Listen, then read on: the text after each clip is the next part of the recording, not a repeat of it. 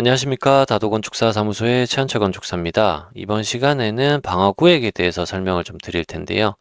방화구획이라고 하면 화재가 건축물로 확산되는 것을 방지하기 위해서 일정한 구역 단위로 건축물을 나눈 걸 이야기하고, 여기 보시면은 화재가 났을 때 옆 공간으로 화재가 전이되지 않도록 이렇게 막아주는 역할을 하고 있죠.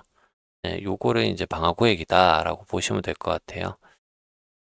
방화구획은 건축법 49조 건축물의 피난시설 및 용도 제한 등을 보시면은 대통령령으로 정하는 용도 및 규모의 건축물의 안전위생 방화를 위하여 필요한 용도 및 구조의 제한, 방화구획, 화장실 구조, 계단 출입구, 거실의 반자 높이, 거실의 채광 환기, 배관 설비와 바닥 방습에 관한 사항은 도교통부령으로 정한다라고 되어 있고요. 건축법 시행령 제46조 방화구획 등의 설치를 보시면은 1항에 49조 2항이죠. 49조 2항 본문에 따라 주요 구조부가 내화 구조 또는 불연 재료로 된 건축물로서 연면적 1000제곱미터를 넘는 것은 국토교통부령으로 정하는 기준에 따라 다음 각 호의 건축물로 구획을 해야 한다. 방화구획을 해야 한다라고 되어 있습니다. 방화구획은 내화 구조로 된 바닥 및 벽으로 해야 되고, 방화구획은 64조 1항 1호, 2호에 따른 방화문 또는 자동 방화 셔터로 방화구획을 해야 됩니다. 자, 그리고 2항 같은 경우에는 다음 각 호에 해당하는 건축물의 부분에는 1항을 적용하지 아니하거나 그 사용에 지장이 없는 범위에서 1항을 완화 적용할 수 있다. 이거는 예외 조항이라고 보시면 되죠. 2항은. 3항은 건축물의 일부의 주요 구조부를 내화 구조로 하거나 제2항에 따라 건축물의 1항을 완화하여 적용하는 경우에는 내화 구조로 한 부분 또는 1항을 완화하여 적용한 부분과 그 밖의 부분을 방화구획으로 구획해야 된다. 그래서 완화 적용을 받은 부분하고 방화구획을 해야 되는 부분하고는 그 사이에 방화구획으로 나누어야 된다라는 거고요. 사항은 공동주택 중 4층 이상의 층의 각 세대가 2개 이상의 직통 계단을 사용할 수 없을 경우 발코니의 인접 세대와 공동으로 또는 각 세대별로 다음 각 호의 요건을 모두 갖춘 대피 공간을 하나 이상 설치해야 된다라고 되어 있습니다. 공동주택의 대피 공간에 대한 내용이고요. 이거 5항 같은 경우에는 발코니에 설치를 하는데 다음 각 호 어느 하나에 해당하는 구조 또는 시설을 갖춘 경우 대피 공간을 설치하지 아니할 수 있다. 설치하지 않을 수 있다라고 되어 있어요. 그래서 오늘 대피 공간에 대한 내용, 대피 공간의 완화 조항이라고 보시면 돼요. 자, 그리고 6항은 요양병원, 정신병원, 노인복지법 제34조 1항 1호에 따른 노인 요양시설, 장애인 거주시설 및 장애인 의료 재활시설의 피난층 외의 층에는 다음 각 호의 어느 하나에 해당하는 시설을 설치해야 된다라고 되어 있어서 대피 공간이라든지 거실에 접해서 이제 바로 밖으로 나갈 수 있는 노대라든지 아니면 계단을 이용하지 않고 건축물 외부의 지상으로 통하는 경사로 외부로 나갈 수 있는 경사로 또는 인접 건물로 피난할 수 있도록 설치한 연결 복도 또는 연결 통로 이렇게 설치를 해야 된다라는 내용이 있고요. 법 49조 2항 단서에서 대규모 창고시설 등 대통령령으로 정하는 용도 및 규모의 건축물이란 제2항 2호에 해당하여 1항을 적용하지 않거나 완화하여 적용하는 부분이 포함된 창고시설이라고 되어 있습니다. 자, 여기까지 보시면은 이제 건축법 시행령의 방어구획 등의 설치에 대한 내용이 나와 있고요. 그러니까 설치하는 방법이라든지 완화 조항이라든지 이런 부분들이 나와 있고, 건축물의 피난 방화 구조 등에 관한 규칙을 보시면 여기에는 14조 방화구획의 설치 기준이 있습니다. 여기에서는 046조 1항 방화구획이죠. 각 호의 외의 부분 본문에 따라 건축물에 설치하는 방화구획은 다음 각 호의 기준에 적합해야 된다라고 해서 10층 이하, 11층 이상, 몇 층마다 이런 식으로 구획 구분을 해서 어느 정도 규모로 방화구획을 설치해야 되는지에 대한 내용이 나와 있고요. 2항은 1항에 따른 방화구획을 다음 각 호의 기준에 적합하게 설치해야 된다라고 해서 요 내용들을 지켜가면서 방화구획을 설치해라 라는 내용이거든요.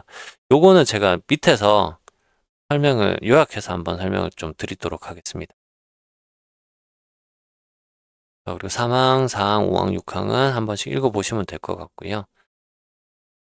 그거 이외에도 이제 건축법에서 이런 내용이 있어요. 예를 들어 이제 우리가 아파트 같은 경우에는 아파트가 복도식으로 되어 있는 경우 그리는데 이렇게 있죠. 여기에 저희 아파트 같은 경우에는 전부 다 출입문을 방화문으로 설치를 하잖아요. 근데 방금 보신 법령 내용에서는 공동주택의 출입구를 방화문으로 해야 된다라는 조항은 별도로 없어요. 근데도 뭐 우리는 단독주택이나 공동주택이나 이런 부분들에 대해서 출입문을 다 방화문을 설치를 하고 있습니다. 법적 근거를 찾아보면은 이런 내용을 볼 수가 있어요. 법 52조 건축물의 마감 재료 등이라고 해서 이랑 대통령령으로 정하는 용도 및 규모의 건축물의 벽, 반자, 지붕 등 내부 마감 재료는 방화에 지장 없는 재료로 하되라고 되어 있어요. 우선은 대통령령으로 정하는 용도 및 규모에 따라서 이제 벽이나 반자, 지붕을 전부 다 마감 재료를 방화에 지장이 없는 재료로 사용을 하셔야 되거든요.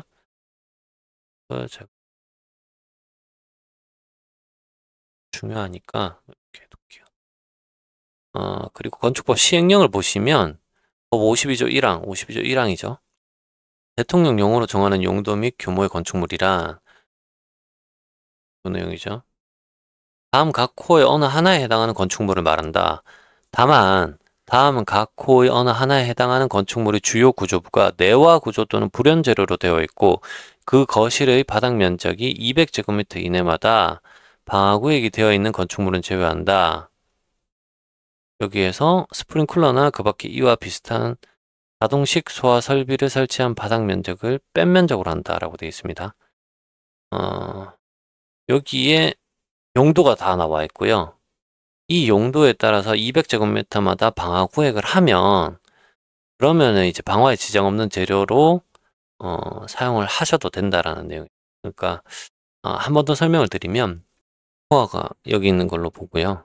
그러면 얘가 전체 바닥 면적 자체가 84타입이다. 그러면은 바닥 면적 자체가 거실의 바닥 면적이 이미 848484니까 200제곱미터가 넘어가죠. 200이 넘어가게 됩니다. 그러면은 이 안에 있는 세대에 대한 마감 재료는 방화에 지장이 없는 재료로 하셔야 돼요. 근데 이게 비용이 많이 들겠죠. 그렇게 되면. 그렇기 때문에 200제곱미터마다 방화구획이 되어 있는 경우에는 200제곱미터마다 이렇게 방화문으로 설치하면 방화문으로 설치해서 방화구획을 해주면 그러면은 내부는 방화에 지장 없는 재료로 사용하지 않아도 된다라고 생각을 하시면 될 것 같아요. 공동주택 있죠.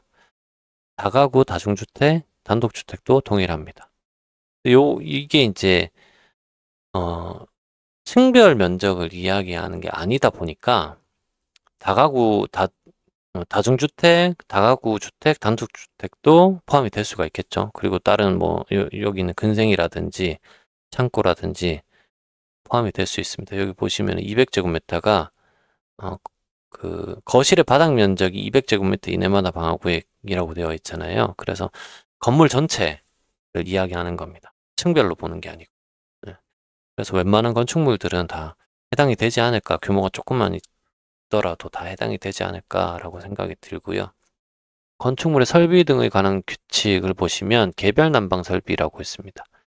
개별 난방 설비는 087조 2항 규정에 의하여 공동주택과 오피스텔의 난방 설비를 개별 난방 방식으로 하는 경우에는 다음 각 호의 기준에 적합해야 된다라고 되어 있는데 오피스텔의 경우에는 난방구획을 방화구획으로 할 것이라고 되어 있습니다. 그래서 오피스텔은 난방구획이 되는 그 각 세대마다 방화구획을 해야 된다라고 보시면 되고 요거는 사실은 뭐 배연창 관련해 가지고 이게 예전에 논란의 소지가 좀 있었어요. 배연창 때문에.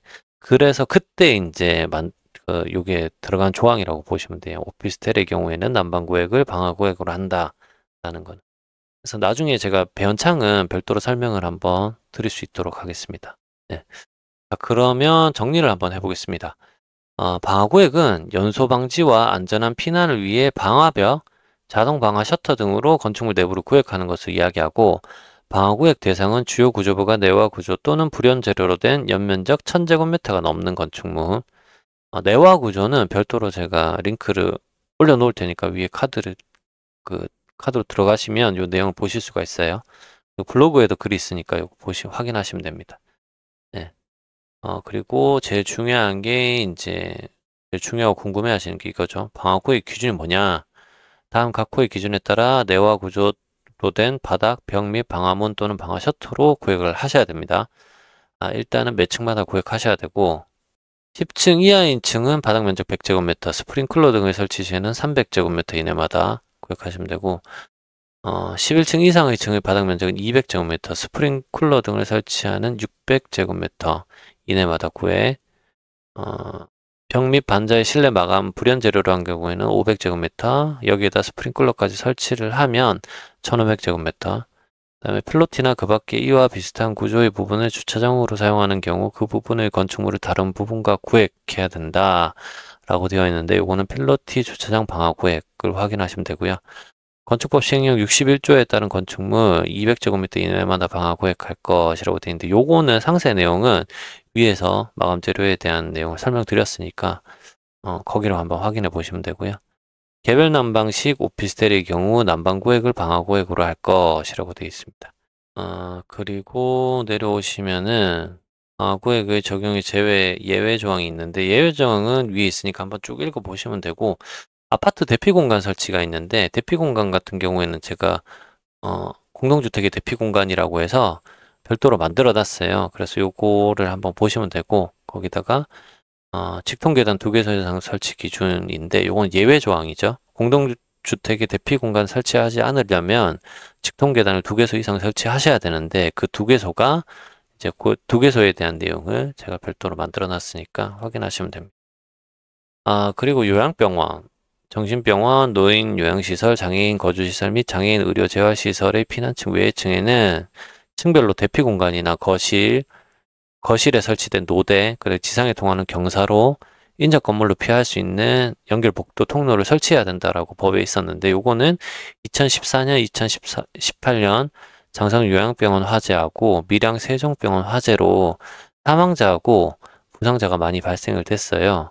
그래서 거기에 대한 조치 사항으로 요 법령 내용이 추가가 됐다라고 보시면 됩니다. 그리고 창고시설의 화재 예방 강화 조치가 있는데, 이거는 창고시설 중에서 방화구획 설치 의무 규정을 적용하지 않거나 완화에 적용하는 부분에 대해서는 수막을 형성해서 화재 확산 방지하는 설비 및 화재 조기 진화용 스프링클러 등을 추가로 설치해야 한다라고 되어 있는데, 창고 같은 경우에는 이제 물건이 왔다 갔다 해야 되거나, 아니면 공장이나 창고 같은 경우에는 물건이 계속 움직이거나 설비 때문에 방화구획을 설치 못하는 경우들이 있어요. 그런 경우에는 그런 예외 조항이 별도로 있다라고 생각을 하시면 됩니다.